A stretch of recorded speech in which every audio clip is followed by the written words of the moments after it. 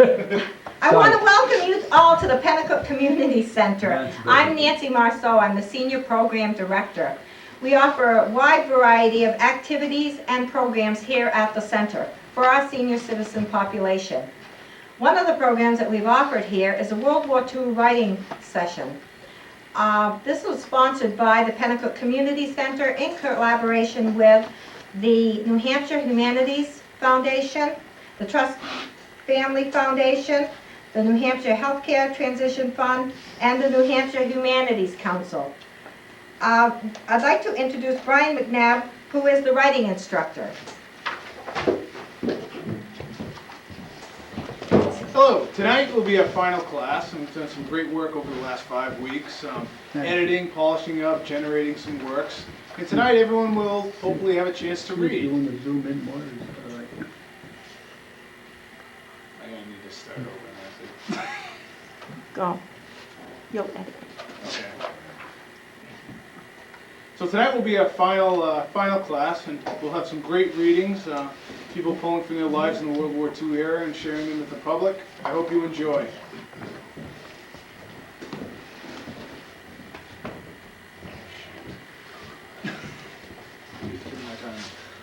The first reader tonight will be Yolene Bush.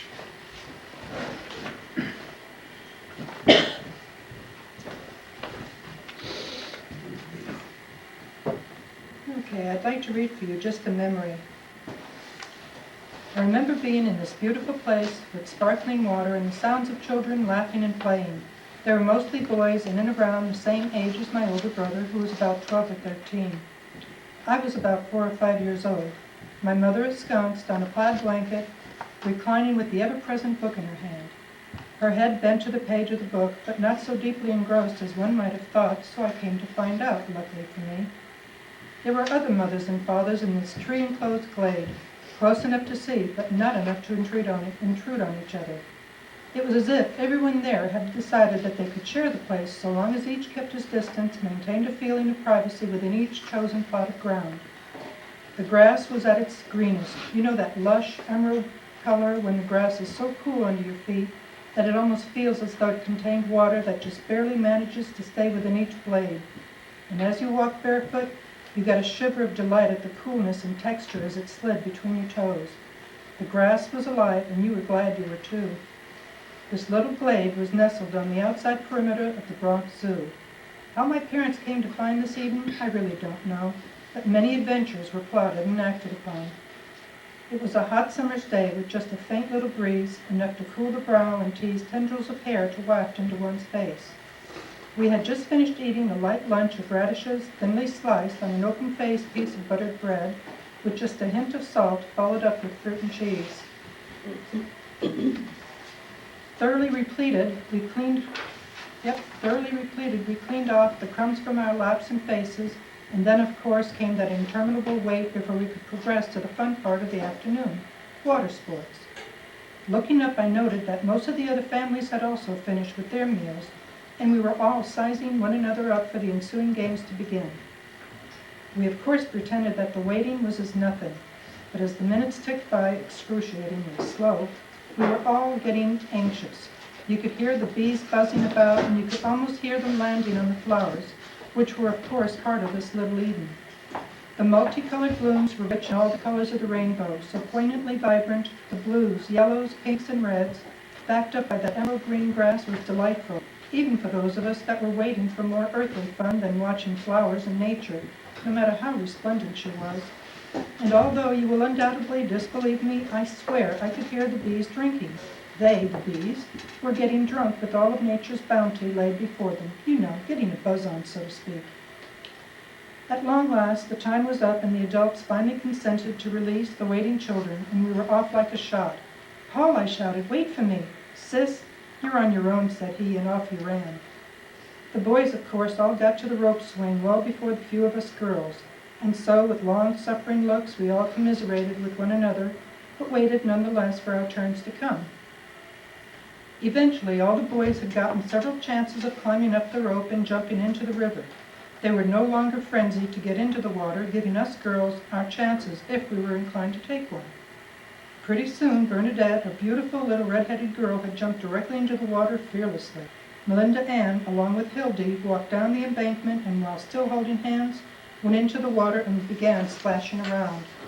I was the last one left to go, and feeling rather put out with Paul for not waiting for me, I chose to climb the rope as high as I could. I was going to show him that there was more than one of us in the family with courage. And so I climbed the rope. It was a very thick and coarse-feeling rope. I felt as though I was getting splinters in my hands from it as I was scrambling up and gripping the rope as hard as I could.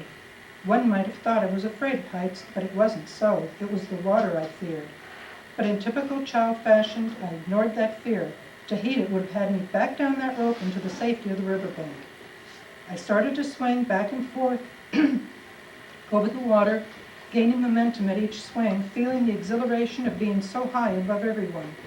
Clearly, I remembered seeing the heads of the many children down in the water, a human garden of blondes and brunettes and redheads, their sun-kissed faces gleaming with the wetness of the water as they frolicked, and somewhere down in that water was Paul, or so I thought.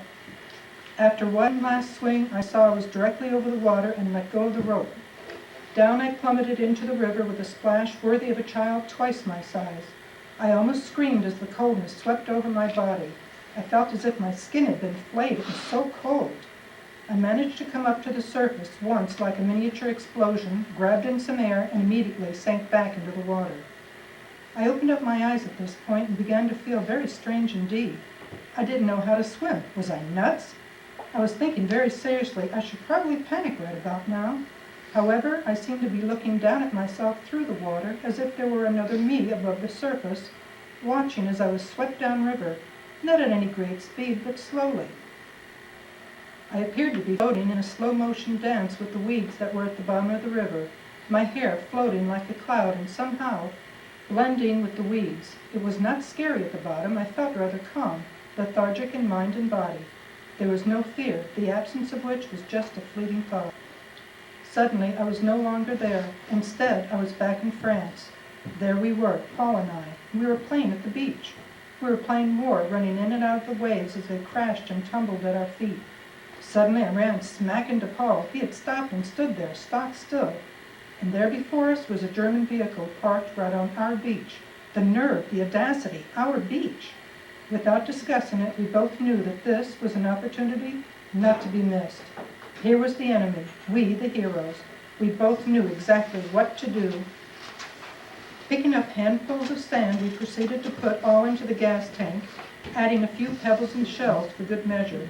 Laughing as we did, we would have done more, but that was when the Germans saw us and with a shout came running towards us.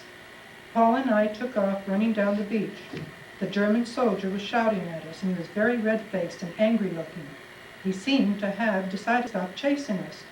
When I looked back to see, I saw him in cartoon fashion, my mouth agape. He slowly lifted his rifle to his shoulder, bent his head to the rifle. I saw he was taking aim. Paul and I looked at one another, and off we ran, pelting across the sand and running towards the boulders that were all over the beach. The tide was out, luckily, so there were many places to hide behind. I found myself running in a zigzag pattern due to the terrain certainly not planned. Something hit a rock next to my leg, causing the rock to explode and send pieces of it flying like angry bees at my legs. Paul shouted, "Lie down!" I didn't think why, I just fell forward and hit the rocks. I didn't feel anything, just the sound of thunder in my ears, my heart beating so fast, my breath coming in gasps as my lungs labored to catch up the breath I was using. I turned my head to look over at Paul, and he yelled, "Get up, move!" I got up and ran, and we had run quite a distance. There were no further sounds of pursuit, no explosions. We were safe. We proceeded to look around to see where we were exactly, and then it hit us. We'd won. We had done something to the enemy, and we had come out on top. A scream came out of our lungs. It seemed to have a life of its own. It was primeval. It came from somewhere down in the bottom of our toes and had worked its way up and out of our mouths. The hair stood on end all over my body, and Paul's too. The terror was over, and that feeling of euphoria came over us as we had made good our escape. Coming out on top is like an electric current running rampant inside your head and all over your body. It's exciting, frightening. It's a shock. We would never mention this to our mother. We both knew it to be the better part of valor. We didn't discuss it. We didn't need to. This was mutually decided upon in a glance. We then proceeded walking down that beach for quite a long time and eventually came to an area we were very familiar with. It was a rather small park that ran down to the edge of those boulders and rocks. There were plenty of flowers around. With a feeling of being wrenched around, I found myself looking up at the very worried face of my brother, water dripping from his hair and face onto mine. I couldn't understand what was I doing looking up at him. I coughed and then started to remember. Paul, where are we? Is he gone? The look of concern deepened on Paul's face. What do you mean, sis? What are you talking about? Is who gone? I sat up then, looking around, and there I was in that beautiful glade, the sweet smell of the grass and flowers all around. I could once again hear the bees flitting from flower to flower. I could feel the cool grass as it slipped between my toes, felt its coolness, its aliveness, and I knew I was safe. I was alive. All was well. Just a memory from so long ago, just a memory like an unwanted guest, floating in and out of your thoughts, and then it's gone. Remember that time and place. I guess we all have done something for the war effort, be that as a soldier, a woman growing a victory garden, or an elderly man watching out for planes overhead, their number and kind. We all have done our parts, and we all have just a memory. Thank you. I'm Dick Broder. I want to read the final days of World War II. Our days of flying patrols out of Okinawa in the Navy Mariner flying boat were over. Our crews were awarded points for each flight into the combat area, and I'm not certain the number required, but our crew were the first to have earned the required number to be able to leave the combat area as soon as a relief crew arrived to replace us. We had earned enough credit while patrolling the shorelines of China, Korea, and Japan to leave the squadron and head for home. The war in the Pacific was still on in its full fury. Our flight crew, consisting of 3 pilots and a crew of 10, were issued a beat-up flying boat that had been through the war to fly from Okinawa all the way to Hawaii. The plane's engines were not the most reliable, the communications equipment was questionable, and the plane just looked a wreck. While on our way to the island of Saipan, our communications went dead. The Saipan Naval Air Station could not contact us, and fearing we had crashed at sea, called for a search to be started for our plane. To the surprise of the air station, we arrived at Saipan without having been spotted by the searching aircraft. We were pleased to have made it there. From Saipan, we did some atoll hopping to Eniwetok, then on to Kwajalein, Johnson, and finally to Kaneohe Bay on the island of Oahu, Hawaii. The plane was in such bad shape, our plane commander decided that we would not fly the plane over the Pacific to the Naval Air Station, Alameda, California. The entire crew were all in support of that decision. Our crew was moved to Aiea, a military tent city which was located near Pearl Harbor, where we were to await transportation back to the States aboard a Navy ship. The area was a stopover point for many air crews that were heading home. Everything from the living quarters to the mess hall were a bit crowded.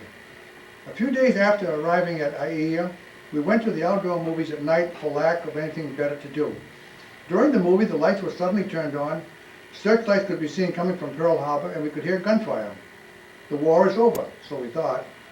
Then there was a disappointing announcement over the PA system that it was a false alarm. The war had not ended. There was not much interest in watching the rest of the movie. The following night, we attended the movies again in the open-air theater. Once again, there was the turning on the lights and the sudden outbreak of horns, whistles, searchlights, and gunfire from Pearl Harbor. The PA system announced, to the shouts of joy from the audience, that the war with Japan had ended.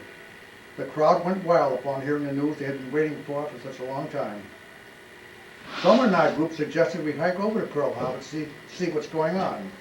Pearl was just a short distance away. There was a crowd gathering there. The display in the harbor was awesome. Every ship had their searchlights scanning the night sky, the ship's whistles were sounding, their guns and flares were firing in the air. It once in a lifetime and a beautiful sight. The noise was awful, but offset by the emotions of what we were witnessing. We soon learned that upon receiving the news that the war had ended, and fearing a rather aggressive celebration of the good news, that all bars on Oahu closed immediately. Here we were at Pearl Harbor, where World War II started, and watching for the all-out celebration of the Japanese surrender, which marked the end of the war of all wars. Within a week, we were aboard an aircraft carrier crossing the Pacific for the U.S. and home. We were assigned good living quarters on the rather crowded carrier for the long journey across the 2,100 miles of open Pacific Ocean.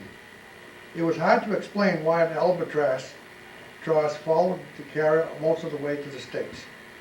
Sailing under the Golden Gate Bridge was really a thrill. We couldn't wait to get ashore after the carrier docked at Alameda Air Station in Alameda, California. I was aboard a commercial airliner and on the way home to New Hampshire within a few days. It marked an emotional ending to a long and trying ordeal. Thank you.